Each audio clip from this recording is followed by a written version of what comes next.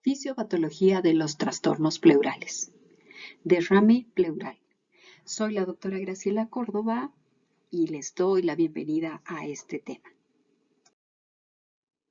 Bien, el espacio pleural es una cavidad situada entre la pleura visceral y la pleura parietal, con una amplitud aproximada de 10 a 20 micras y sirve de nexo entre la pared torácica y los pulmones, además de facilitar los movimientos de las estructuras intratorácicas. En condiciones normales, en este espacio existe una pequeña cantidad de líquido libre en el interior de esta cavidad. Las dos mucosas, tanto pleura parietal como visceral, actúan como membranas de tipo semipermeable, de tal forma que la concentración de pequeñas moléculas como la glucosa es similar en el líquido pleural y en el plasma, mientras que la concentración de macromoléculas como la albúmina es mucho menor en el líquido pleural. En esta diapositiva lo que podemos ver es la modificación o las modificaciones de volumen pulmonar, presión alveolar, presión pleural, presión transpulmonar durante la respiración normal. Y podemos ver que en este proceso la presión pleural normal al comienzo de la inspiración es de aproximadamente menos 5 centímetros de agua. La expansión de la caja torácica entonces tira los pulmones con más fuerza y genera una presión mucho más negativa hasta un promedio de menos 7 centímetros de agua. Este es el proceso normal y la presión que se maneja dentro de este espacio transpulmonar. El volumen normal del líquido pleural oscila entre 0.1 y 0.2 ml por kilogramo de peso corporal, que equivalen a 5 a 15 ml de volumen de líquido pleural en cada hemitórax. Este líquido es de color claro, incoloro, inodoro y su concentración proteica varía entre 1 y 1.5 gramos por decilitro. Existe un equilibrio dinámico tanto en la formación como en la reabsorción del líquido pleural, el cual se mantiene gracias a las presiones hidrostáticas, coloidosmóticas, a la integridad de la serosa y, por supuesto, a un adecuado drenaje linfático. En condiciones normales, podríamos decir que la composición del líquido pleural normal contiene una celularidad menor a 500 células nucleadas por microlitro, con un diferencial de 61 a 77% de macrófagos, 9 a 30% de células mesoteliales, 7 a 11% de linfocitos, 2% de neutrófilos y 0 a 1% de basófilos, con un pH alcalino de 7.6 a 7.64 y bicarbonato respecto al plasma de 20 a 25%. Con una concentración plasmática de cloro y de sodio baja respecto al plasma, potasio, glucosa similar al plasma y una lactato deshidrogenasa de menos del 50% del valor plasmático. El movimiento del líquido pleural está determinado por las fuerzas de Starling de intercambio transcapilar, que plantea el balance entre la presión hidrostática y coloidosmótica, determinado por un gradiente que normalmente está presente. La presión hidrostática parietal normal es de 30 centímetros de agua, junto a la presión pleural, que es de menos 5 centímetros de agua, nos dan un promedio de 35 centímetros de agua, lo cual favorece el movimiento del líquido desde los capilares parietales hacia el espacio pleural. En oposición tenemos la presión hidrostática, o más bien en oposición a la presión hidrostática se encuentra la presión coloidosmótica o oncótica, que tiene un valor normal de 34 centímetros de agua. Las variaciones están determinadas por la cantidad de proteínas, por supuesto, que es de alrededor de 5 centímetros de agua. Por tanto, 34 menos este 5 de concentración de proteínas nos da un promedio de 29 centímetros de agua, que es el gradiente de presión que favorece el movimiento del líquido capilar desde la pleura parietal hacia el espacio pleural nuevamente. El líquido pleural que ingresa al espacio pleural proviene de los capilares pleurales, del espacio intersticial, de los vasos linfáticos intratorácicos y de la cavidad peritoneal con diferentes mecanismos de formación. Y de esa forma también el líquido pleural es reabsorbido desde el espacio pleural con movimiento desde los estomas de la pleura parietal. El líquido pleural se mueve desde las lagunas linfáticas hacia los conductos linfáticos para desembocar en los vasos linfáticos mediastinales, en la superficie superior del diafragma y en las superficies laterales de la pleura parietal. Entonces, en teoría, todo este exceso de líquido debiera ser extraído mediante el bombeo que se produce por los vasos linfáticos que se abren directamente hacia la cavidad pleural. Esa dinámica de intercambio de líquidos en el espacio pleural se considera. ¿Qué ocurre en el derrame pleural? Este resultado pleural ocurre por la acumulación de fluidos en el espacio pleural convirtiéndose en un problema. Y se produce por diferentes causas, como son el incremento de la permeabilidad de la membrana pleural, el incremento de la presión hidrostática, por elevación de la presión capilar pulmonar, incremento de la presión pleural negativa, disminución de la presión oncótica en la circulación microvascular, obstrucción del flujo linfático, que es otra de las causas muy probables y es uno de los principales componentes responsables de la persistencia del derrame pleural. El bloqueo linfático podría producirse en diferentes zonas o en el mediastino, comprometiendo la reabsorción de este.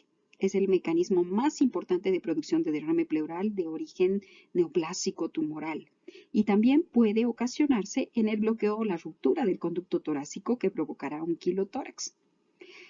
Otras causas son sarcoidosis, derrames pleurales posirradiación y el síndrome de uñas amarillas.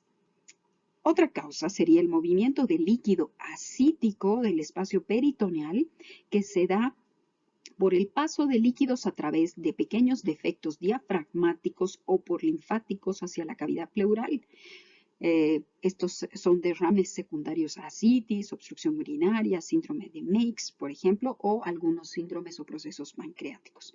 Otra causa sería el incremento de la permeabilidad en la circulación microvascular debido a mediadores inflamatorios, lo cual permite que el líquido y las proteínas escapen a través del pulmón y de la superficie visceral hacia el espacio pleural, que ha sido documentado en infecciones como neumonía, tuberculosis y otros procesos en colagenopatías, tromboembolia pulmonar y síndrome de Dressler.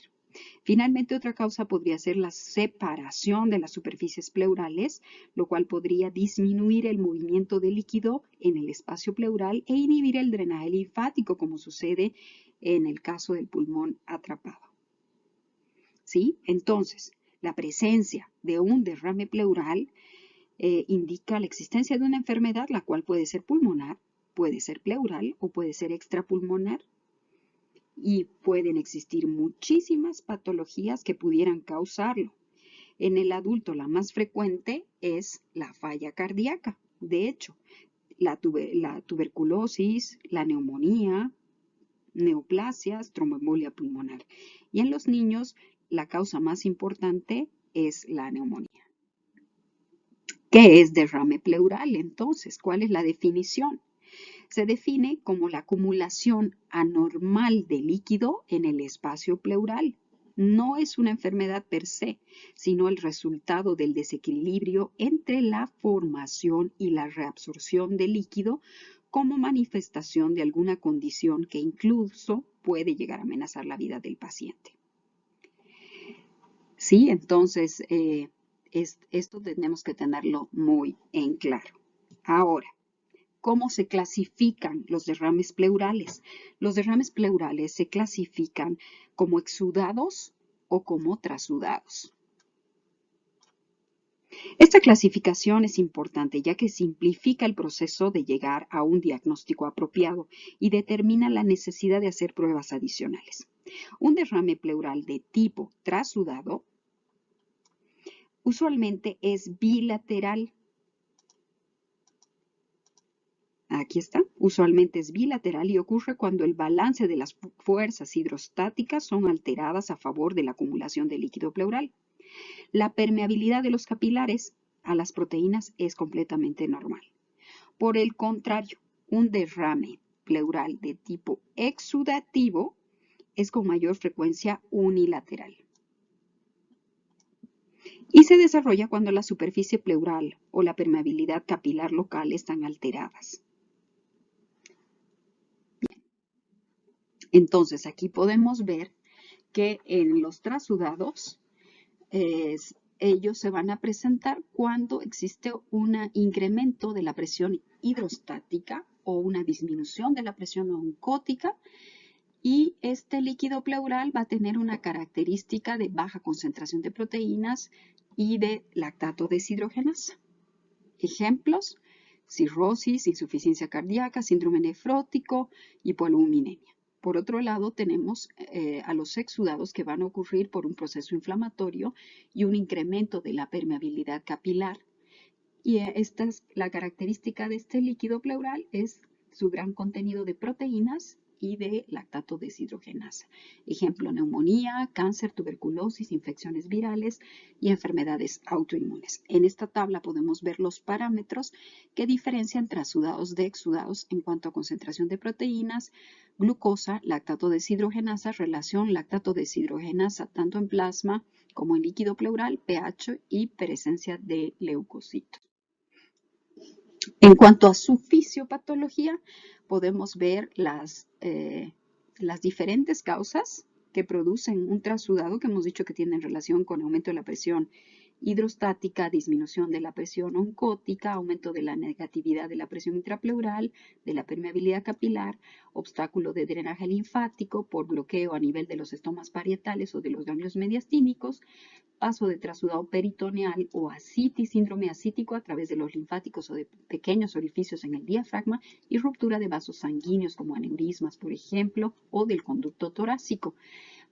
Es posible que dos o más de estos mecanismos se asocien en la génesis de un derrame. Entonces, este aumento de la presión hidrostática en los capilares o disminución de la presión oncótica, o cualquiera sean las causas, va a determinar la acumulación finalmente pasiva dentro de este espacio pleural. Disminución y acumulación de líquido. Por otro lado, tenemos a los exudados. Este tipo de derrame puede ser causado por tres motivos: por hiperpermeabilidad capilar, puede ser traumática o puede ser iatrogénica. La hiperpermeabilidad capilar, cuando la pleura se ve afectada por un proceso patológico como inflamación, infecciones o tumores. La traumática se produce por un golpe, por una punción, por una herida de bala que traumatiza la pleura, comprendiendo o afectando más bien la reabsorción y generando el escape del líquido hacia la cavidad torácica. Y la iatrogénica, que se va a producir por movimiento de fluidos desde el peritoneo a través de los linfáticos diafragmáticos o defectos diafragmáticos de pequeño tamaño. Ahí está: alteración de la permeabilidad, obstrucción de los estomas y exudado. Entonces, en esta tabla podemos ver enumeradas las principales causas que generan tanto trasudados como exudados respectivamente, y podemos clasificarlas en causas frecuentes, menos frecuentes y raras. Y vemos en primer lugar causa de exudado: falla ventricular izquierda, cirrosis hepática, hipoalbuminemia, diálisis peritoneal. Tenemos otras causas menos frecuentes y otras un poco más raras, pero que pueden estar asociadas a un trasudado. Y en las de tipo exudado tenemos neoplasias, derrame paraneumónico, tuberculosis como causante del 70% como etiología del 70% de los derrames pleurales de tipo exudativo. Menos frecuente: infarto pulmonar, artritis reumatoidea, pancreatitis, etc. Y causas raras: las farmacológicas o infecciones micóticas. Bueno, ¿cuáles son los criterios? Entonces, antes, en esta tabla podemos ver nuevamente en este flujograma que el desbalance de la presión hidrostática, como ocurre en la insuficiencia cardíaca, TEP, atelectasias, me van a producir un trasudado. Un desbalance de la presión oncótica, como el que ocurre en una hipoalbuminemia por desnutrición, por cirrosis, por falla hepática, por insuficiencia renal, también me van a generar un trasudado. Por otro lado, tenemos la hiperpermeabilidad capilar, causas traumáticas y iatrogénicas, que me van a llevar hacia un derrame pleural de tipo exudativo que puede complicarse con un empiema. Tenemos, por supuesto, muchas otras causas que tienen que ver con agentes físicos, ¿sí? Yodo, quemaduras eléctricas, radioterapia iatrogénica. Tenemos las causas neoplásicas, mesoteliomas, carcinomas, mielomas, síndromes mieloproliferativos. Tenemos las causas farmacológicas que hemos dicho que son las raras: nitrofurantoína, bromocriptina, procarbazina, dantrolene sódico, mitomicina, metronidazol, fentoína, betabloqueantes, propiltiuracilo, ergotamina, minoxidil. Tenemos enfermedades inmunológicas asociadas a derrames pleurales, la artritis reumatoide, el lupus, enfermedad mixta de tejido conectivo, espondilitis anquilosante, linfadenopatía angioinmunoblástica, vasculitis, sarcoidosis, aspergilosis, trasplante pulmonar rechazado, descenso de la presión oncótica, hepatopatía crónica, cirrosis, síndrome nefrótico, desnutrición. Las causas infradiafragmáticas, rupturas esofágicas, hernias diafragmáticas encarceladas, cirugía abdominal, peritonitis, síndrome de Meigs, trasplante hepático, abscesos hepáticos, muchas causas. Las cardiovasculares, dijimos, insuficiencia cardíaca en primer lugar como causante de trasudado, tromboembolia pulmonar, pericarditis constrictiva, muchas otras infecciosas, tuberculosis, parasitosis, micosis, neumonía de otra causa, y finalmente las muy raras, síndrome de uñas amarillas, uremia, asbestosis, histiocitosis, entre otras. Derrame pleural paraneumónico es la acumulación de líquido pleural de tipo exudativo asociado con una infección pulmonar ipsilateral y habitualmente se relaciona con las neumonías, abscesos pulmonares o bronquiectasias. Constituye un tercio de todos los derrames pleurales y un 40% de los pacientes con neumonía sabemos que van a llegar a desarrollarla. ¿Qué son los empiemas pleurales? Inicialmente, en los derrames paraneumónicos el líquido es estéril en la fase exudativa inicial. Luego se infecta con bacterias gram negativas, estafilococos, hongos, y hay que tomar en cuenta que los pacientes que van a tener un riesgo mucho más elevado de desarrollar un empiema son aquellos que tienen antecedente de diabetes, uso crónico de esteroides, inmunosupresión, reflujo gastroesofágico, historia de broncoaspiración, perforación esofágica, etcétera, que van a pasar a una siguiente fase fibrinopurulenta y finalmente a la tercera fase de organización, tanto temprana como tardía.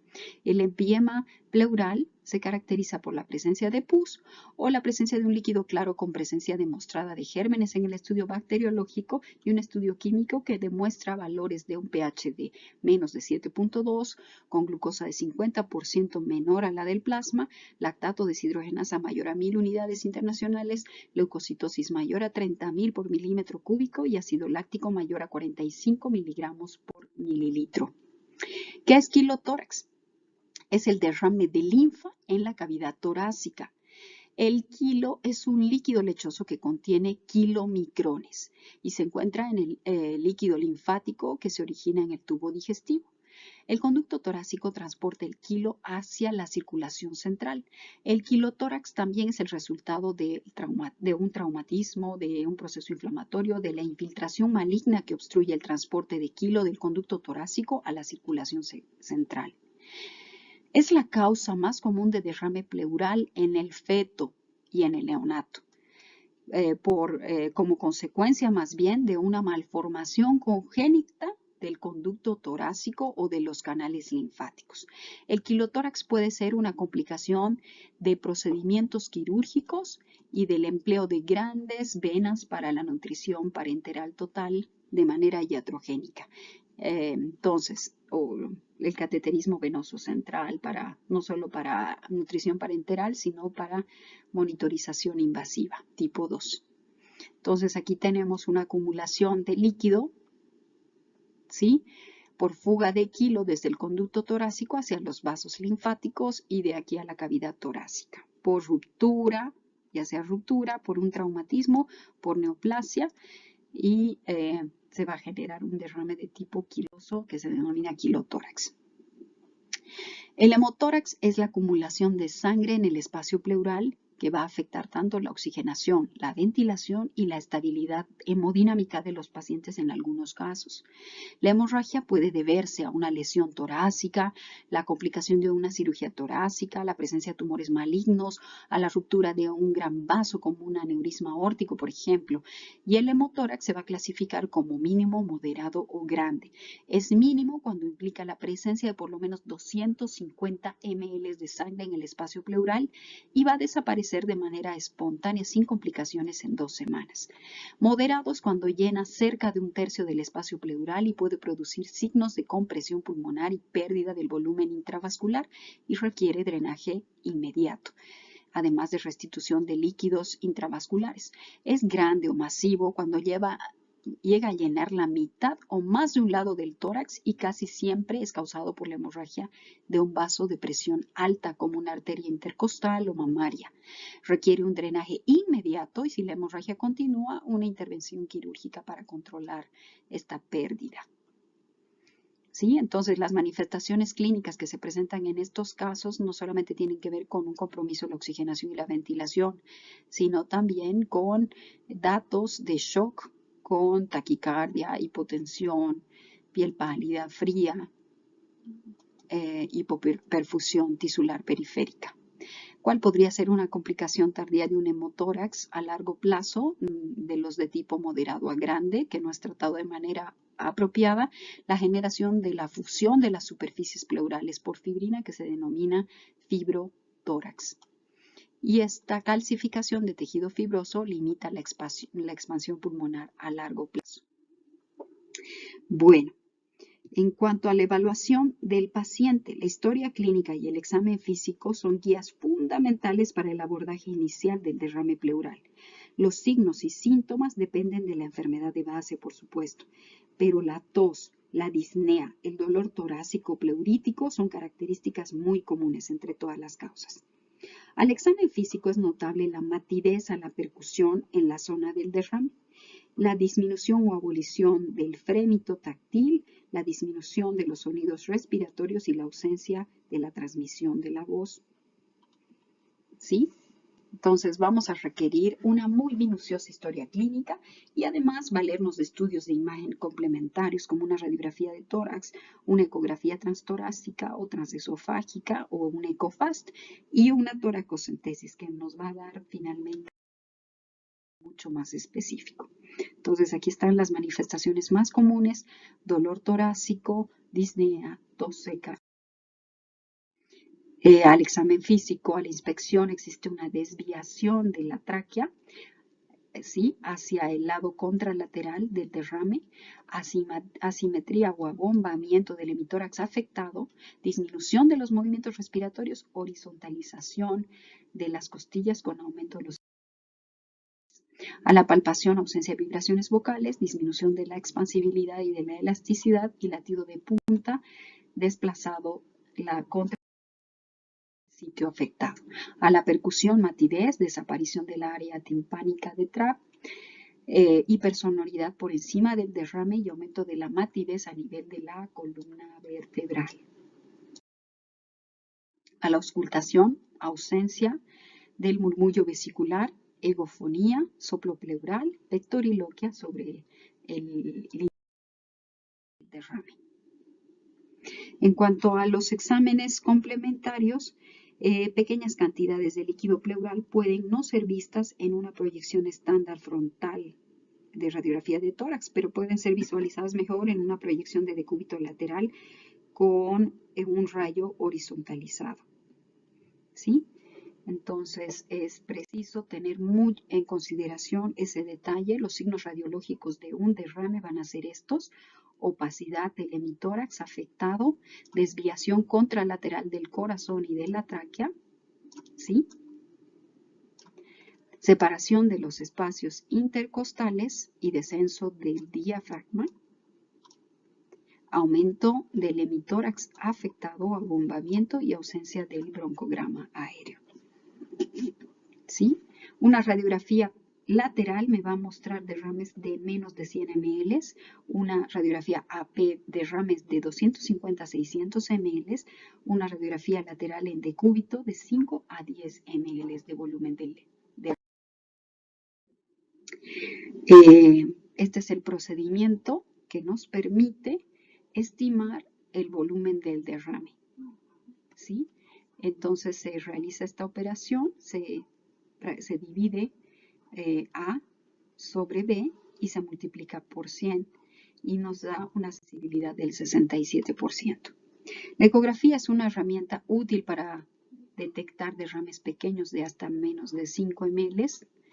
Permite cuantificar el derrame, observar su evolución, caracterizar el líquido pleural, localizar con precisión el lugar donde se encuentra ubicado y además se pueden identificar loculaciones y la ecografía resulta una guía fabulosa para los drenajes, la toracocentesis, las biopsias pleurales, la colocación de drenajes pleurales. ¿Cómo se ven los trasudados por ecografía? De tipo anecoicos, no presentan tabiques. Los exudados son ecogénicos, pueden presentar tabiques y los empiemas son ecogénicos con tabiques. El hemotórax se muestra como áreas hiperecoicas dentro del derrame o zonas de ecogenicidad variable. La TAC de tórax, si está disponible, nos permite ver en detalle, además, derrames por detrás de los lóbulos inferiores en forma de semiluna y nos permite ver el líquido loculado en forma lenticular, elíptica, sin localización específica y nos permite observar engrosamiento de pleuras a causa del. La ecografía tiene varias ventajas, es un procedimiento no invasivo de bajo costo, es utilizado, debemos tomar en cuenta que es operador dependiente y que depende de que el servicio cuente con un ecógrafo, por supuesto.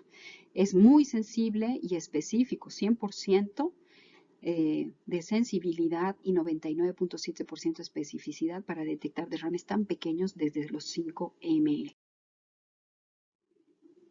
¿Sí? Nos permite ver engrosamientos pleurales, nodulaciones, engrosamientos diafragmáticos, neumotórax. Nos permite dirigir y evitar punción de órganos y neumotórax iatrogénico durante la toracocentesis y permite evaluar después de la toracocentesis la presencia del neumotórax y el volumen remanente. Bueno, vamos a hablar ahora de lo que es la toracocentesis o la punción pleural, que resulta ser una prueba, como vemos acá. Estamos dirigiendo nuestra aguja, es una prueba que se realiza con la finalidad de extraer el líquido de la cavidad pleural con fines diagnósticos y también con fines terapéuticos. La punción se hace atravesando la pared torácica hasta llegar a la cavidad pleural, por lo que se considera una punción transtorácica. Es un procedimiento simple que puede realizarse en la cabecera del paciente, en la cama de salas de internación. Permite que el líquido pleural pueda ser visualizado y cuantificado y además examinado rápidamente, tanto microscópicamente como químicamente.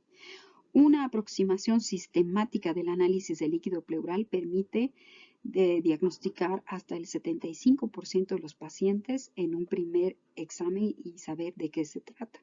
Una aproximación sistemática en el análisis de este líquido pleural se realiza con miras hacia un diagnóstico definitivo, al encontrar, por ejemplo, células malignas dentro del espacio pleural.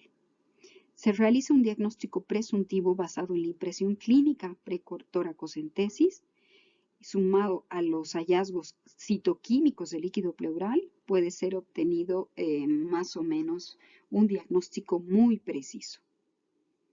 ¿Sí? Bueno, en una toracocentesis que no es diagnóstica, el análisis del líquido pleural puede ser útil a excluir otras posibles causas como las infecciosas.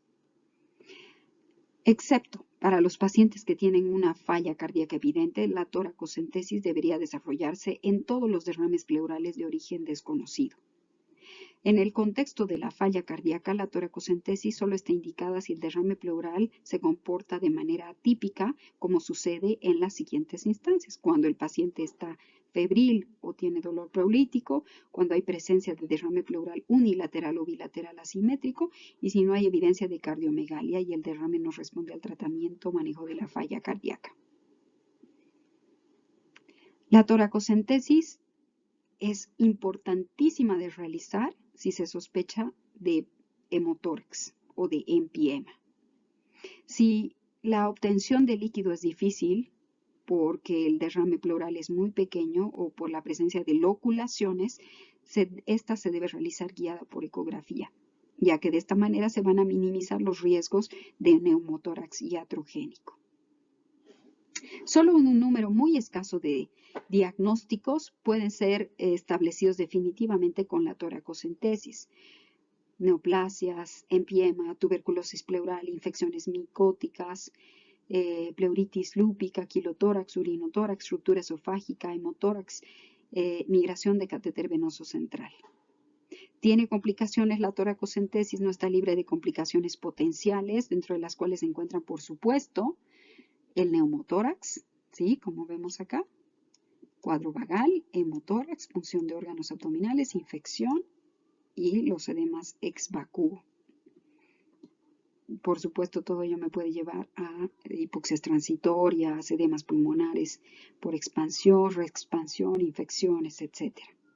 Bueno, a continuación vamos a analizar el líquido obtenido durante la toracocentesis, y el análisis del líquido pleural tiene poca utilidad diagnóstica. Sin embargo, si tenemos una adecuada historia clínica de manera completa y se realiza un buen examen físico y pedimos pruebas complementarias de gabinete y laboratorio apropiadas, entonces podemos llegar a un diagnóstico mucho más preciso. En cuanto a las características físicas del líquido pleural, bueno, vamos a ver características como son el color, la apariencia, el olor, nos pueden orientar hacia un posible diagnóstico. ¿Qué nos dice, por ejemplo, el color? Las características macroscópicas del líquido pleural son muy importantes. Inicialmente, el color y el olor, por supuesto. El color es un aspecto de gran importancia para tener en cuenta al hacer la evaluación inicial del líquido pleural. Nos da mucha información, ya que los derrames de color amarillento corresponden a trasudados por congestión pasiva o disminución de la presión oncótica del plasma. En los derrames hemorrágicos el color puede fluctuar de rosado a sanguinolento. Los colores verdosos o amarillos verdosos se producen en las ictericias. Los turbios se relacionan a secreciones purulentas de tipo pleuritis. Los blanquecinos son derrames quilosos o quiliformes. En cuanto a las características químicas, las características del líquido pleural son otros criterios importantes que ayudan a diferenciar a los exudados de los trasudados e incluyen parámetros como el contenido de proteínas, deshidrogenasa láctica, lípidos, glucosa, marcadores tumorales. ¿Sí? En cuanto a las proteínas totales, el líquido pleural normal tiene un contenido bajo de proteínas. Y eso nos ayuda a poder diferenciar exudado de trasudado, midiendo el cociente de proteínas totales del líquido pleural versus las proteínas plasmáticas. ¿Sí? Luego vemos la presencia de enzimas, colinesterasas y demás. En cuanto al olor, podemos ver que si el olor es de tipo pútrido, estamos frente a la posibilidad de un empiema anaeróbico, restos alimentarios, rotura esofágica, restos biliares. Tenemos la posibilidad de un colotórax, fístula biliar, lechoso quilotórax, pseudoquilotórax, anchoas, rotura de absceso a media. Bueno, vamos a entonces nosotros repasar en este momento lo que son los criterios de Light para diferenciar lo que es un líquido derrame pleural de tipo trasudado de un exudado. Y bueno, estos criterios de Light, que fueron descritos hace muchos años, se han convertido en la herramienta diagnóstica estándar para realizar este tipo de interpretaciones. Y podemos ver cuáles son los criterios. para diferenciarlos. Entonces tenemos que se considera exudado si existe uno o más de los siguientes criterios: relación proteínas líquido pleural de líquido pleural versus proteínas séricas mayor a 0.5, relación lactato deshidrogenasa de líquido pleural versus la sérica mayor a 0.6 y lactato deshidrogenasa en líquido pleural más de 2/3 del límite superior del normal en suero. Existen unas pequeñas variaciones, ¿sí?, que se toman en cuenta al momento de valorar pacientes que además cursan con una falla cardíaca congestiva, que están recibiendo tratamiento con diuréticos, los cuales pueden causar un incremento transitorio de proteínas en el líquido pleural debido al movimiento del líquido hacia el compartimiento intravascular, y en este caso pareciera que se convierten en pseudoexudados. ¿Cuáles son estos criterios?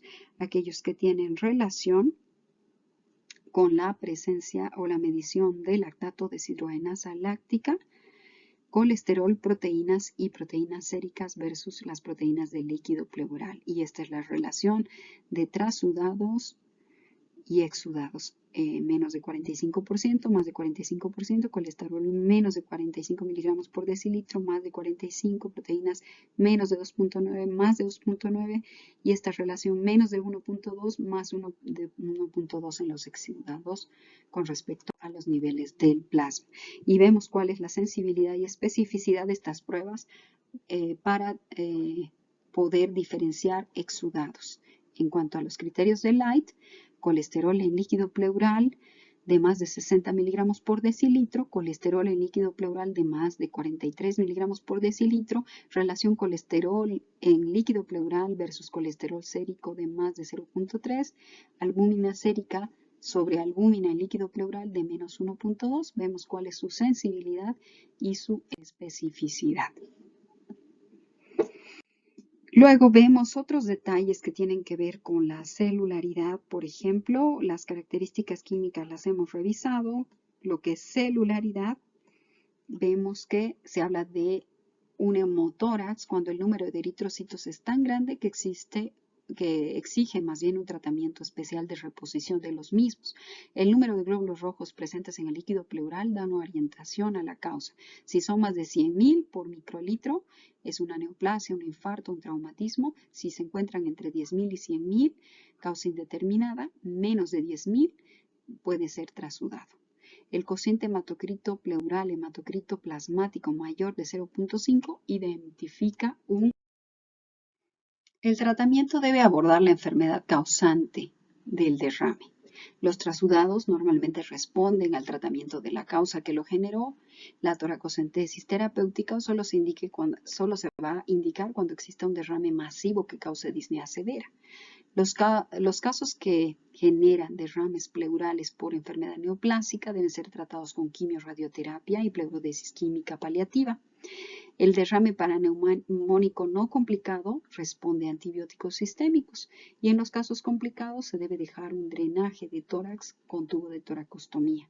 La mayoría de los hemotórax se drenan con un sello de agua y se requiere una toracotomía cuando no pueda controlarse la hemorragia. Eso es todo sobre el tema. Les quedo muy agradecida por su presencia.